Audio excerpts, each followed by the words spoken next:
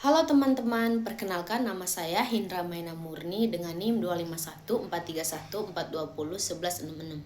Saya dari kelas C Keperawatan. Di sini saya akan menjelaskan tentang anatomi fisiologi sistem endokrin. Pertama, kelenjar endokrin adalah sekelompok sel sekretori yang dikelilingi oleh jaringan besar kapiler. Kelenjar endokrin ditemukan pada sebagian besar tubuh manusia yang mengekresikan hormon ke dalam cairan intersitial. Hormon kemudian masuk ke dalam darah untuk dibawa ke jaringan organ lain di mana mereka melakukan aksinya dengan mengubah fungsi seluler. Dalam tubuh manusia terdapat dua kelenjar yaitu kelenjar eksokrin dan kelenjar endokrin.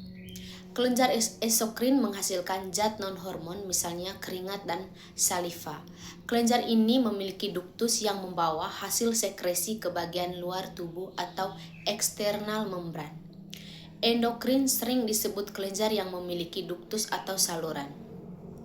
Kelenjar ini melepaskan hasil sekresinya jaringan di sekitar memiliki banyak pembuluh darah dan limfatik yang menerima hormon yang disekresikan.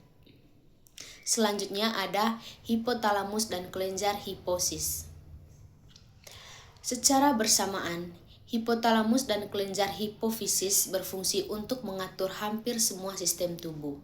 Selanjutnya ada beberapa kelenjar. Yang pertama, kelenjar tiroid. Kelenjar ini berbentuk kupu-kupu terletak di leher atau anterior pada trakea inferior terhadap laring, terdiri dari dua lobus masing-masing lateral ke dalam trakea yang dihubungkan oleh isthmus anterior.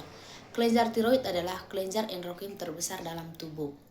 Yang ke A, tampilan anterior kelenjar tiroid. Yang ke B, histologi kelenjar tiroid. Kelenjar ini berbentuk dari beberapa folikel sefrik tiroid yang mengandung kolonial yang kaya triolobulin.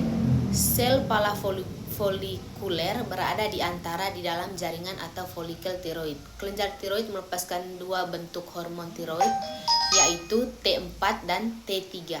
Keduanya membutuhkan iodin untuk pembentukannya. Yang kedua, kelenjar paratiroid. Kelenjar paratiroid adalah kelenjar kecil yang terletak pada permukaan superior kelenjar tiroid.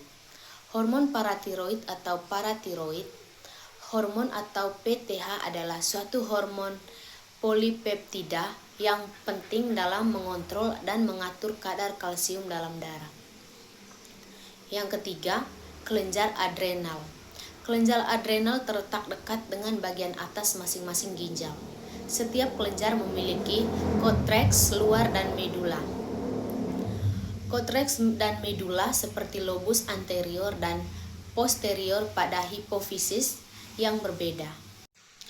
Korteks adrenal terdiri dari 3 regio, setiap regio menghasilkan hormon yang berbeda. Regio paling luar pada korteks adrenal mengekresikan mineral loktiroid. Aldosteron adalah mineral lokoid utama yang menjaga ion natrium dan air dalam tubuh. Regio tengah menghasilkan glukosa tiroid yang meningkatkan kadar glukosa darah. Golongan ketiga steroid adalah gonadotiroid atau hormon seks. Yang keempat, kelenjar pankreas. Kelenjar pankreas terletak di regio epigastrik dan hipokondrium kiri pada abdomen. Pankreas terbagi menjadi pankreas eksokrin dan pankreas endokrin.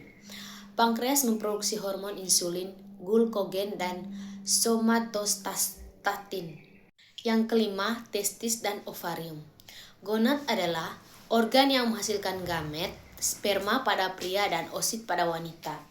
Selain sebagai fungsi reproduksi, gonad juga mengekresikan hormon ovarium, mengekresikan beberapa hormon steroid meliputi 2 estrogen atau estradiol dan estrogen dan progesteron. Hormon seks balita bersama dengan VSA dan LH dari hipofisis anterior mengatur siklus menstruasi, mempertahankan kehamilan dan mempersiapkan kelenjar mama untuk laktasi. Hormon ini juga menyebabkan pembesaran payudara dan pelebaran pinggul pada masa pubertas dan membantu menjaga karakteristik sekunder wanita. Baik teman-teman, itu saja penjelasan materi dari saya tentang anatomi fisiologi sistem endokrin. Semoga bermanfaat. Terima kasih.